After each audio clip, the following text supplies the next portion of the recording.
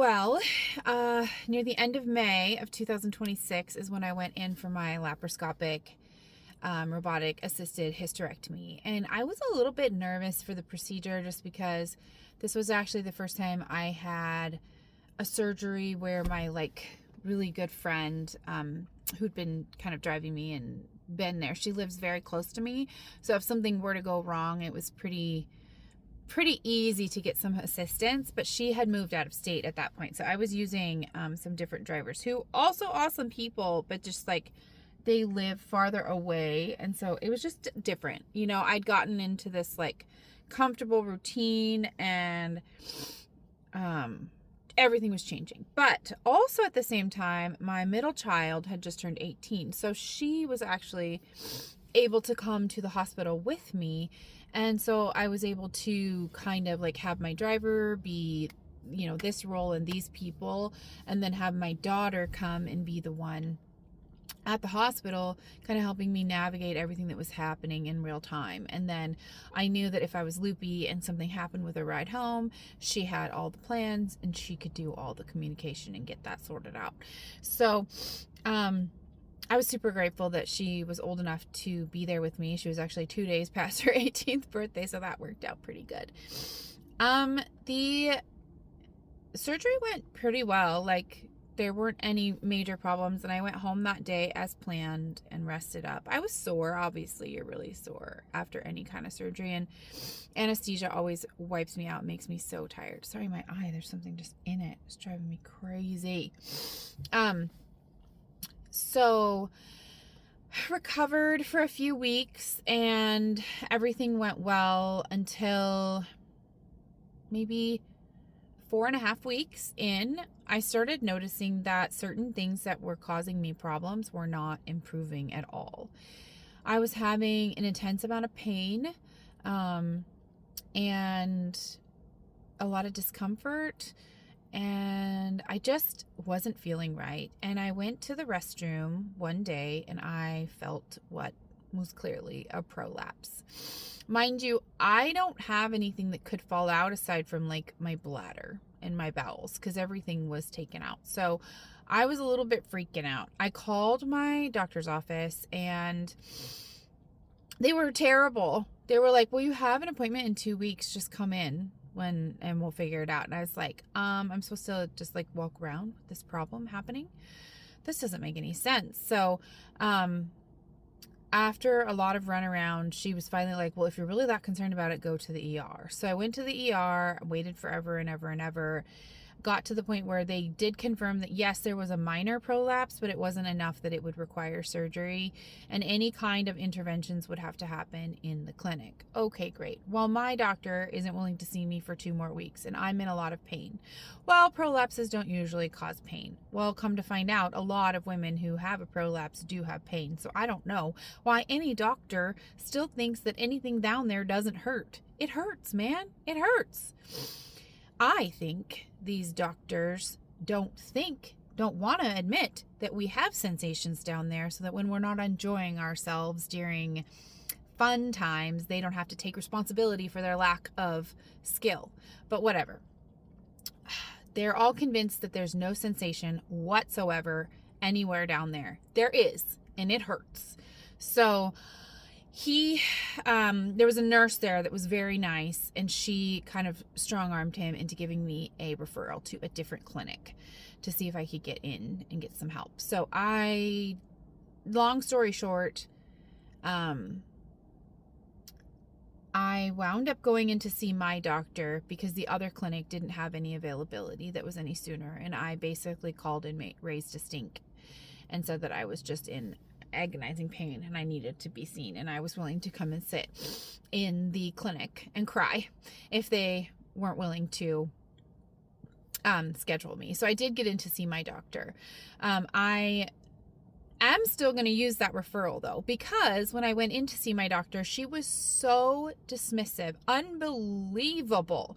She's basically saying, well, you did have 5 children, you probably had this minor prolapse coming into the surgery. Is that in my chart? Did you notice that I had a prolapse? Because you've been all up in my business several times before and after. Is it in my chart? She wouldn't look. she was convinced that I'd had that minor prolapse since I'd had so many children, and there wasn't much that she could do about it until after I was completely healed.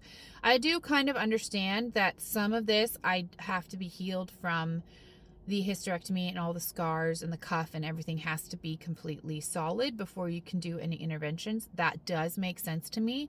What does not make sense to me is that she's completely dismissing my pain. I don't feel like she is fully taking a look at what's happening in there. She did do an exam. It was the most pain I've ever been in. I have delivered babies without medication. I get IUDs implanted and explanted without medication. I handled my unmedicated cervical biopsy with deep breathing. This exam had me in tears on the exam table. And she's looking me in the eye and she's like, "It's not that bad, is it?" Excuse me, ma'am. Yes, it is that bad. I am in agonizing pain, and you're intentionally pushing on everything that is in agonizing pain. So I have a lot of work that I have to do there. I do have another appointment with her because I'm trying to get my leave extended, but I've also got a second opinion lined up with another gynecologist because I feel like something is wrong. And I need to be heard. And me, before all of this cancer journey, would have just like sucked it up and dealt with it.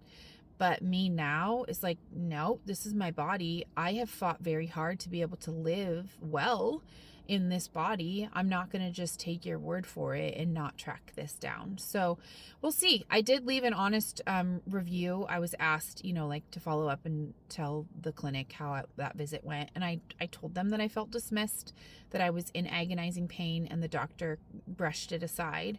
So we'll see how that goes at the next. I was also very honest, like the nursing assistant was amazing. I sang her praises. She was incredible. So it's not like I was just like totally down, but I was honest about my experience, and we'll see how that goes. I see her in about a week and a half to see how things are going. I don't feel any better. I feel worse sometimes. I'm not exactly sure how I'm supposed to go back to work and be on my feet 10 hours a day, lifting heavy things and doing all this stuff. But I did get my leave extended by 2 weeks, and I'm going to see her again before I have to go back to work. So hopefully she'll be able to listen to me a little bit better. And I've also, been talking with other people on how I can better advocate for myself and the right kind of phrasing that I can use when I'm in the clinic to kind of make her slow down and stop and see what might be happening. Yeah, I'm in pain 24/7. I don't regret the surgery, obviously, because it was important for my body to be able to get rid of all of these things. I've eliminated my risk for all those extra cancers, plus the one that was brewing. So I don't want to say that I regret the surgery. I know some women do, but I'm not having I have a few hot flashes, but they're not major. There's like 1 or 2 a week, and it's 30 seconds or less. And I'm not having any major mood swings. I'm almost 6 weeks out, and I don't really feel any different hormonally, but I'm also on hormone inhibitors because I'm trying to prevent the breast cancer from returning. So that's probably part of it. But overall, it's been a fairly easy recovery for me, aside from this area of pain. So we'll see. She said maybe physical therapy might need to happen, which is one of the reasons why I got that second opinion lined up with the other doctor, because if I am doing physical therapy, I'd rather do it up by my house and not have to drive an hour and a half one way. So we'll see. Jury's still out on that. I honestly considered not doing all these videos until after that's done. But one thing I have learned during this process is that once you've been given a diagnosis of cancer, it's never over. Even when you are in remission or having a good season of life, there's always something that you're going to be doing and checking, and something might come up. So it's never ever going to be over. So I decided to just do these videos anyway, and I can always add to it if something changes later, but it's never over, and you're always fighting.